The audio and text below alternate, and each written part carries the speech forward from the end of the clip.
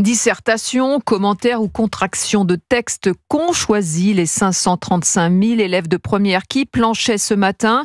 Mélina Fachin, vous êtes la correspondante Europe 1 dans le Grand Est. Vous êtes devant le lycée Kléber à Strasbourg. Alors comment s'est passée cette épreuve pour les candidats ?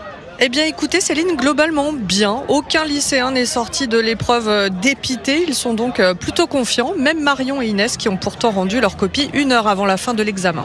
J'avais préparé que la poésie. Donc ça tombe bien, c'est tombé sur la poésie, donc ça va. Genre ma copine elle a parié 10 € que si tu fais pas la poésie, elle me doit 10 €.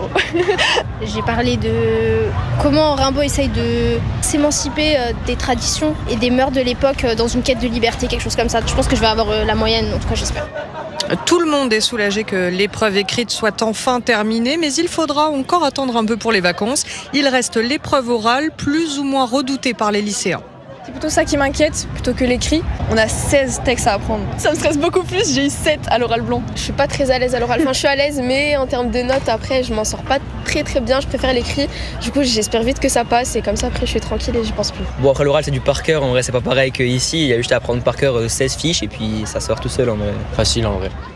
L'oral de français des premières qui aura lieu, selon les candidats, entre le 24 juin et le 5 juillet. Merci Mélina Fachin en direct de Strasbourg pour Europe 1.